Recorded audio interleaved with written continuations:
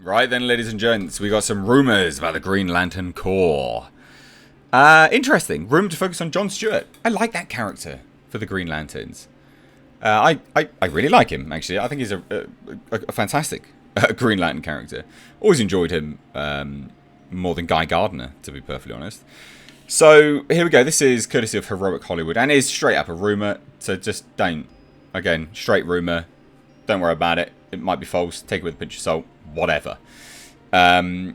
This article is linked down below. Also down there is a link to my website where I'm selling my Blu-rays for Blackfields. Please do grab it whilst you still can.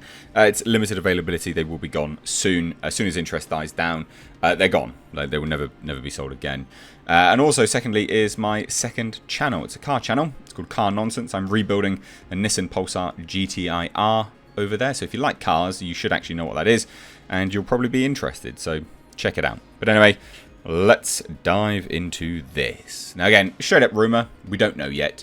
And this does come off the back end of some information that we had Guy Gardner actually cast for the Green Lantern Corps.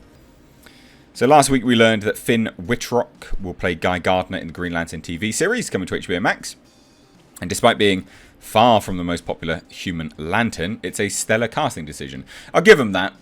Like, it does actually look... I could believe Finn Wittrock as Guy Gardner. I don't think it's a bad choice at all, actually. Now, the plan to explore Alan Scott's story in a period setting is also undeniably intriguing.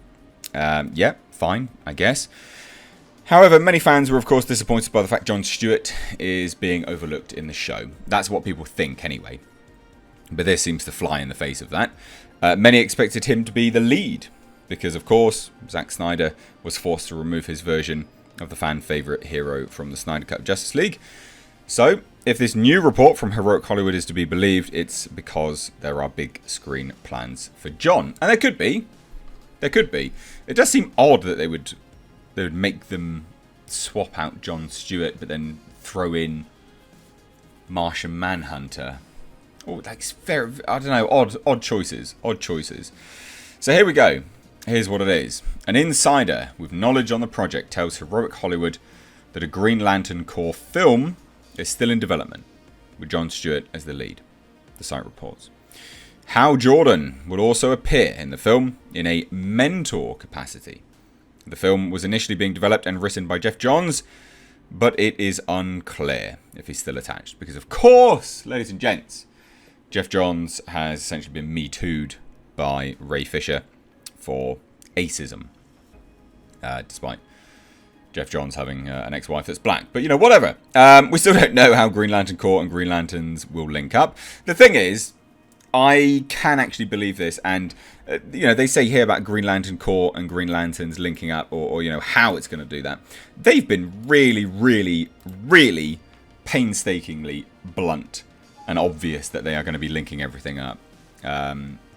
Like, they've constantly said, yep, our new initiative is cross-platforms, cross-media, everything's going to link, we're having this, this, and this link up, it's all going to be connected, it's interconnected.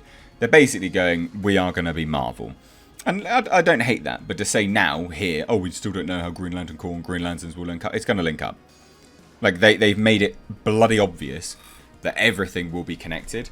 And that's why, squeaky chair, that's why a lot of the new shows are shuffling over to HBO Max. Like, take into account Superman and Lois, for instance. Superman and Lois has a relatively large budget. It looks pretty good. It's not an absolute pile of crap. And it's going to soon be over on HBO Max first, then over on the CW. And they've put a lot of you know, interest behind that show for a reason, because things will start to be connected. So it makes sense. It makes a lot of sense. Now shows being exclusively developed for HBO Max, yeah, they're definitely going to be connected to DC movies. I see no reason why not. Now, of course, we don't know whether Green Lantern Corps is still happening. We don't know. We genuinely don't know. But I can believe it's still happening. And with the likes of Jon Stewart holding him off, you know, a lot of people will say, well, the reason why, you know, Warner execs told Zack Snyder to remove him from you know, from the Snyder Cut is because of, you know, acism, right? They'll be like, oh, yeah, absolutely. You know, it's because they want to remove all people of color and all this kind of stuff. But then I go to you, well, I mean, clearly that's not the case when you replace one for another, because Martian Manhunter is of course played by a person of color. So it doesn't really make much sense. So just through the process of elimination, especially when we actually have a clear cut, well, an audition tape basically, not an audition tape, but behind the scenes footage of Wayne T. Carr. I would say, yeah, it looks like it was cut because they want to save him for something else, and that makes a lot of sense. It does actually make a lot of sense, and this is it here. You know, looks fine, looks good. I don't know whether this implies that they're going to ever have him back now. This particular actor, Wayne T. Carr, but it looks good, looks decent. But why would you have him removed and then? You know, again, if it's down to do with, I don't know, prejudice against people of colour, why would you remove him and then add someone who's a person of colour? It just doesn't make it, literally makes no sense at all. So, they've long had this history. There was a show, there was a CW show that wanted to include Harley Quinn, but they had to remove that plan, change all of that plan, because of course, they were trying to have Harley Quinn on the Suicide Squad.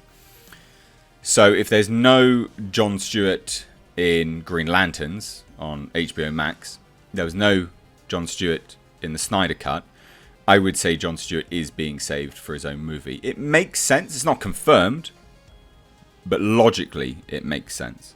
So what do you guys think? I'd love to hear it. I'd love to hear it. Let me know what you think down below in the comment section. Again, remember, is it because, you know, why was he removed? We're never going to 100% know. You can have rumours and things like that, but to swap him out for another doesn't make any sense if the motive is, of course, yeah, we don't like people of colour. I think that's just a bit silly to think that. But I could be wrong, of course. Would I like a Green Lantern core film with Jon Stewart? Yeah, I would actually. I really like the character of Jon Stewart.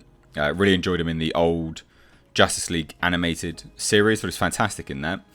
I've enjoyed that character. I think he's an interesting character. I don't really like Hal Jordan as a character, and I don't care about Guy Gardner.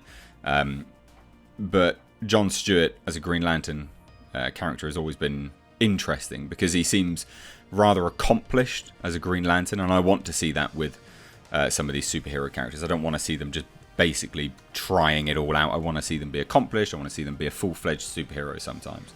So let me know what you think down below. If you're new here, do hit subscribe. Thanks so much for watching there, guys. Take care.